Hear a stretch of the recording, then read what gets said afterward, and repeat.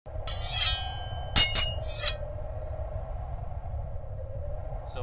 it's starting to become really hyped up ngayon, ladies and gentlemen, kasi again sa sinabi namin kanina before the match, Bren Esports and Eurasia Superfly, they have this vendetta against each other na sila yung nagkita nung really recent tournament ni Kaysaya, a Valiant Online community tournament organized by Kaysaya. And I think both teams are now, the third game out for blood. Kaya they can't afford to make any more mistakes. They can't afford to compromise sa mga team comps nila ngayon, mga kaibigan. That is true. And again, sorry for those guys who just joined us right now. Again, maraming salamat po sa pagtangkilik sa amin dito sa Samurai Gamers. Again, ako po si Kades, and to my right si Lone Wolf. Welcome you again to the Hallohallo Gaming Tournament semifinals between Game 3 between Bren Esports versus and Eurasia Superfly. Of course, we are organized by Samurai Gamers as well as in partnership with Garena AoV. And again, just a reminder, the teams in this tournament, they are fighting for a 15,000 peso prize pool to go along with 6,000 in-game vouchers, ladies and gentlemen. So our shout out and thanks to Garena AoV for helping us with this tournament, especially with the vouchers. So that is correct. So right now, again, makita po natin as the teams are still preparing for the lobby ID. Medyo, anong mababanggit mo doon? Or anong yung commentary po, Lone Wolf, doon sa second game na sobrang alala? Kahit ako, pinapawisan ako right now. Grabe. I think, we talked about this a lot kanina na Eurasia Superfly, really good at taking advantage or really bouncing back from these dire situations. They're really a resilient team, I think, and not discounting Bren Esports as well. Na I think the resilience also rivals Eurasia Superfly, but it's now going to be a battle of heart and mind sa ating pangatlong game because both teams can't afford, again, yung binanggit natin kanina, they can't afford to compromise on the team comp. They can't afford to compromise on any miscalculated plays sa ating pangatlong game because a lot has happened. First and second game, both teams have learned, I think they've learned a lot from yung first and second games to really figure each other out. So kahit kami ni Kades, we don't know who's going to win, and that's what makes this game so exciting, especially with two of the best teams in the Philippines fighting it out sa ating tournament. That's true. And right now, again, as all the teams have been set, we're going now to the picks and bans page right now, for Game 3 between ESF, Eurasia Superfly, and Bren Esports. Grabe talaga yung lineup kanina. As in, medyo, again, ESF showing their moxie, their tenacity for that. And again, you can see right now for the blue side, Bren is on the blue side again, while ESF banning the Superman again. So, pasensya na sa mga fans ng Son of Krypton, pero wala po kayong makitang Superman sa ating third game. Wala na naman mga kaibigan kasi ayaw talaga nilang palaruin mga kaibigan. So again, right now, makita natin na as you can see, the teamy ban has been lifted by either team. So on the side of Bren Esports, easily securing that teamy pick for their first. So that is correct. And considering si Arcadia kasi siya yung resident support ng Bren Esports. So with Arcadia having access to teamy, tignan natin kung paano niya gagawin ang kanyang teamy mechanics sa pag-Roma ng Antares battlefield. And again, we can see right now, Anti-Hero again going for the Airy. For that Airy pick. And again, Kuroki really wants his Malok. So, ito na naman po, nahuli na naman nila ang Malok. Pero right now, feeling ko medyo maganda yung team comp ng Bren Esports right now considering they got Teamy as well as Malok.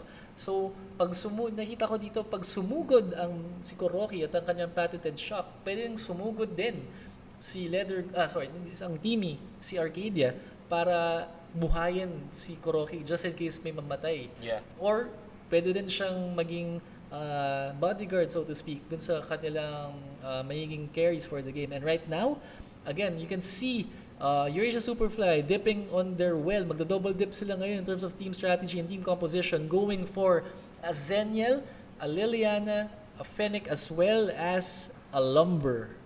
So, ano masasabi mo dun sa lineup naman ng Eurasia Superfly? I think it's kind of a familiar pick from their second game. So I think they might be thinking na mag-capitalize sila nung successes nila from that previous game. So I think, with all, I think they have the they're confident that that Bren Esports still hasn't figured out kung paano i-shut down itong team comp natin. But who knows? I think both teams are good at adjusting to the subtle or yung pinakamaliliit na changes na ginagawa ng bawat team. But we've been known to be surprised. Yung nasa-surprise kami sa mga nagiging turn of events from both of these top two teams. And exhibited from Game 1 and Game 2 nung semi-final match na to. And right now, again, sorry to cut you off there, Lone Wolf, but again, you can see right now,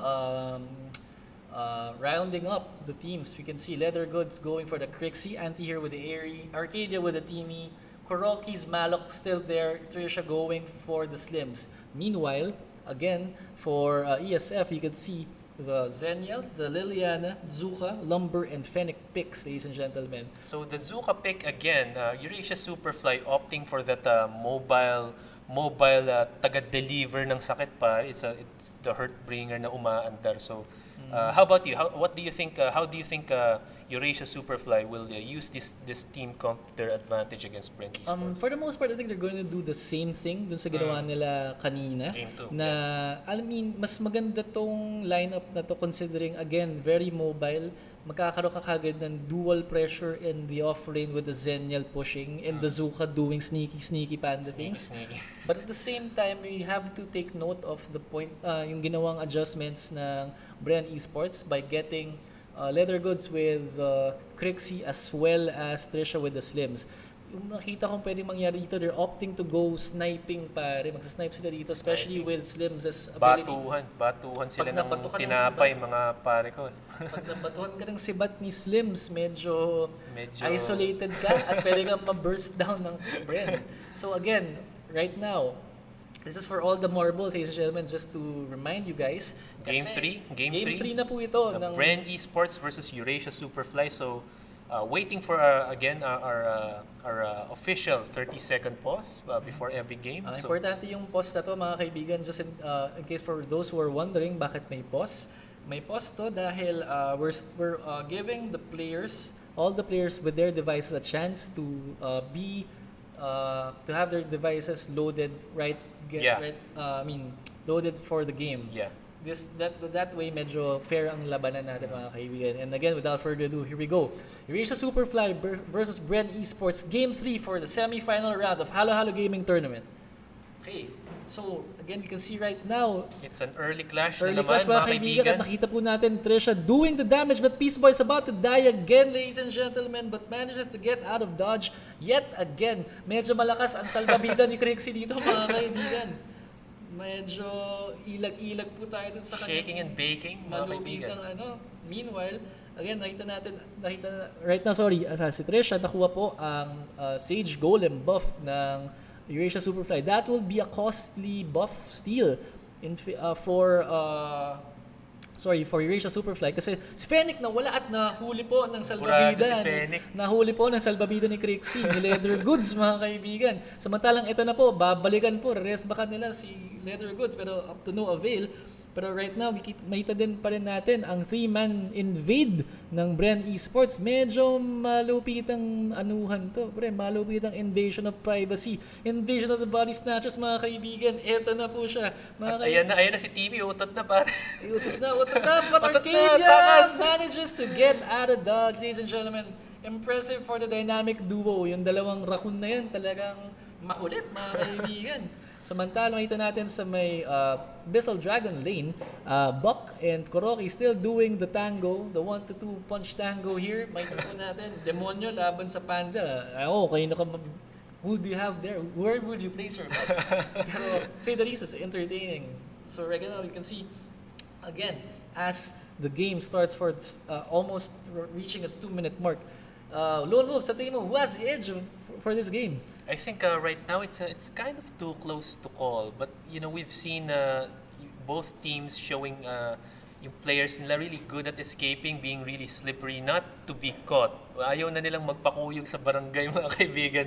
Kaya kailangan ng doble-dobling ingat sa you're never alone. If you think you're alone sa mapa, kailangan lang talaga mapa-awareness dito. That is correct, Lone Wolf. So again, makita po natin right now as Bren Esports trying to secure the first Abyssal Dragon of the game, and in secure they did. Too late to contest sa Eurasia Superfly. Late na masyado si Zuka. Ang magiging name of the game right now is getting further experience as well as gold advantage. And right now, makita po natin, Arcadia, so low on life, but again manages to use his ultimate, and Kuroki with a nice shock to almost trying to save Arcadia, but to no avail. But again, you can see for the most part, most ESF players, Enzai plays Don as well as Buck in low life thanks to that amazing play. But after the dust has settled, the score remains tied 1-1 in terms of team score. At sobrang fitting para sa Game 3, but no, Anti-Hero getting that kill on Eurasia Superfly. And Anti-Hero paying for that in short order, mga kaibigan. Kinuyog po niya, inisa-isa po niya si Enzai Plays, binalikan siya nila doon. Ni Res, baka nga nakita ng family. Mga kaibigan, tama yun. Meanwhile, at the bottom side, at the Abyssal Dragon side, you can see that Bren Esports manages to secure the first tower for the game, ladies and gentlemen. Tresha, medyo makulit ang kanyang slims right now. Medyo maganda yung mga bato ng sibat niya kanina at nakakapatay sila dahil doon. But again, going back, score is still tied 2-2 at almost 4 minutes of game, mga kaibigan. So really intense match, mga kaibigan. Really close game so far. So too early, ika nga kakasimula lang, sobrang aga pa sabihin kung paano siya mag-unfold. But it's exciting due to the fact na ang both teams, they really want to clash, really want to get solid kills early in the game. That is true. And right now, again, you can see for the most part, after 4 minutes of gameplay, Bren Esports with a slight goal advantage, almost 1,000 goal advantage to Eurasia Superfly's 9,100. But still, in terms of levels, makita din natin na medyo lamang for the most part ang Bren Esports. So dahil si Enzai Plays medyo kailangan pang humabol level-wise, mga kaibigan. Pero again, nakita natin ngayon, nagkakaroon na naman ng alitan sa pangalawang Abyssal Dragon and Leather Goods! Getting nahuli po ang kanyang, nahuli pero natimi po siya, mga kaibigan, but team is still dying for good measure. Mga kaibigan, Kuroki still trying to get up dodge for that damage by Peace Boy's Fennec, mga kaibigan. And afterwards, right now, Eurasia Superfly manages to shoo away Bren Esports and trying to secure their first Abyssal Dragon of the game. Quality time with the Abyssal Dragon, Eurasia Superfly, so...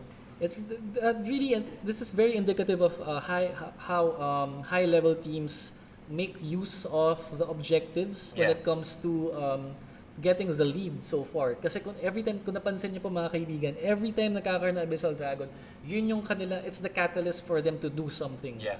And for the most part, once you manage to push away your enemy or opposition, kung nakuha niyo po at manage to secure an Abyssal Dragon, that's a very good bonus for you for the most part. And right now, as you can see, nakakaroon po ngayon, Peace Boy and Inside Plays doing Anti-Heroes. Monty ka na pong mahuli, mga kaibigan. Meanwhile, Zell, ito na po, makikipagsapakan na po sila ngayon. The first tower by ESF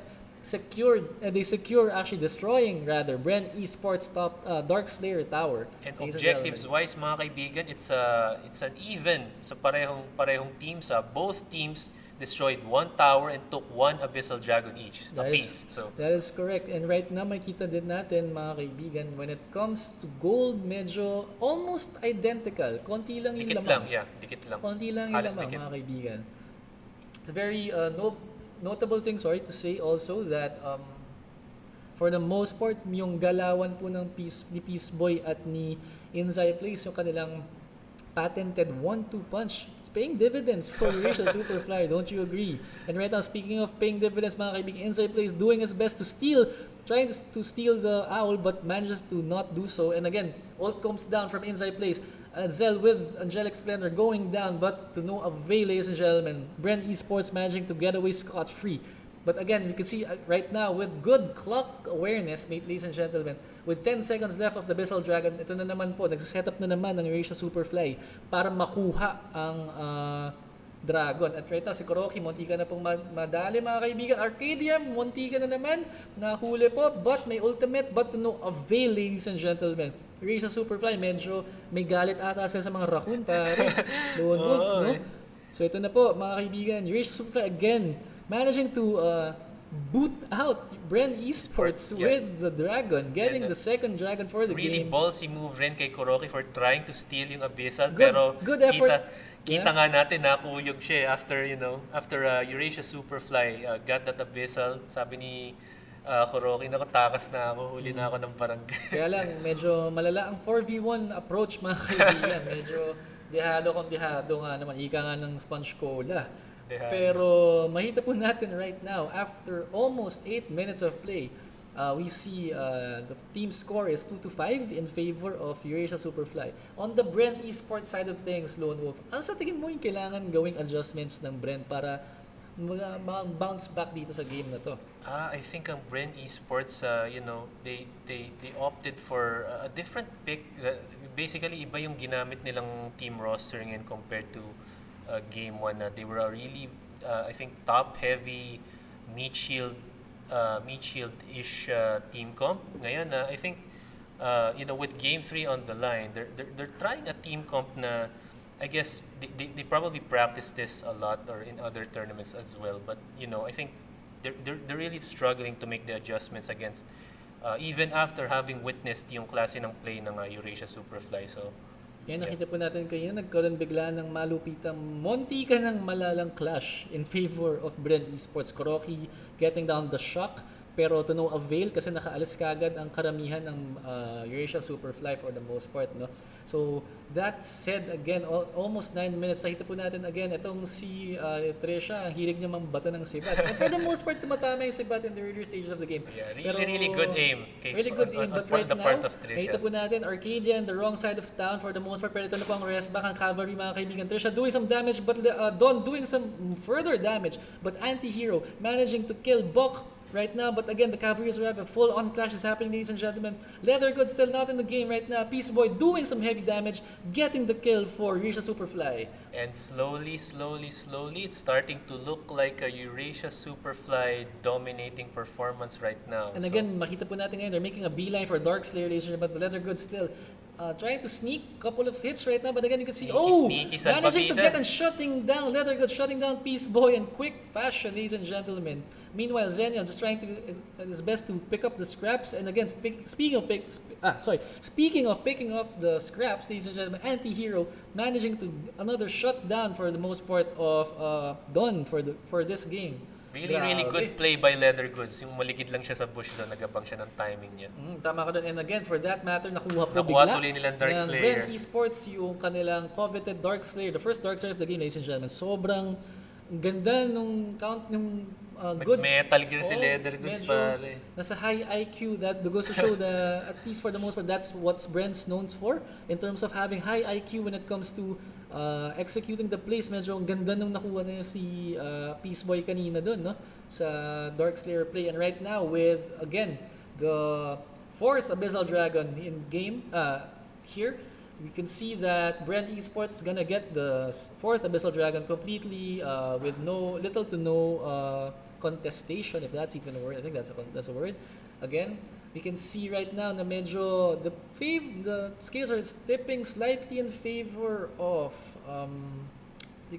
slightly in favor of Bren Esports. And right now you can see as off screen you saw that Anti-Hero managing to stun Zenial, preventing him from doing his angelic splendor things. And again, as I said that, bigla na pong nasira na din ng Bren Esports, yung mid tower po ng Eurasia Superfly. And right now, I guess all cards are falling in favor for Bren Esports. Yeah, it's really significant play there by Leathergoods kanina, yung he sneaked up on the enemy and then got the Darkslayer. So again, going back dun sa pinag-usapan natin na hindi ka pwedeng makampante na nag-iisa ka lang, merong umaaligid dyan somewhere na kalaban. So I think mistake again, going back sa sinabi namin yung mistakes, can't make any more mistakes at this crucial stage of the game. And Andy, you're again getting some damage right now as Bren is destroying essentially Eurasia Superfly right now. Zell almost getting gutted, but right now I guess is it almost time to say that Bren manages to try to figure out, nope, sorry, medyo nakapagdepensa po, konting breathing room po mga kaibigan ang Eurasia Superfly right now.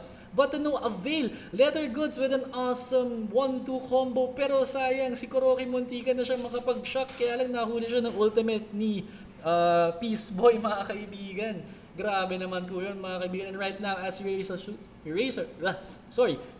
Superfly, seeing the abyss right now, staring at the abyss with at least 2 towers destroyed and the core damage. Ano sa tingin mo yung kailangan nilang magawa para ma-pull off pa tong offset? I think it's really hard to think of a strategy ano pwede gawin ng Eurasia Superfly at this stage kasi again Bren Esports snowballing from that earlier Dark Slayer grab kanina. So I guess just try not to make any more mistakes. Try to be more aware of the map. So yeah. And again, we can't praise it enough, pero I give credit where credit is due, ladies and gentlemen. Leather Goods again, that all started this amazing turn of events for Bren came after Leather Goods with nice call on kumurap lang tayo. Kumurap mga kaibigan. Kumurap lang kami, yun yung nangyari. Pero si Leather Goods, munti ka na pong natamaan po, napuruhan mga kaibigan, pero manages to get away from that potential death, ladies and gentlemen. Pero grabe po talaga mga kaibigan, yung pinaka-crucial yung nangyari sa team fight kanina na yun. But right now, we can see, for them, again, medyo relegated to defensive janitor duties na po ang nangyayari sa Eurasia Superfly. And right now, again, inside plays trying to do some more damage, but again, Teamy soaking so much damage,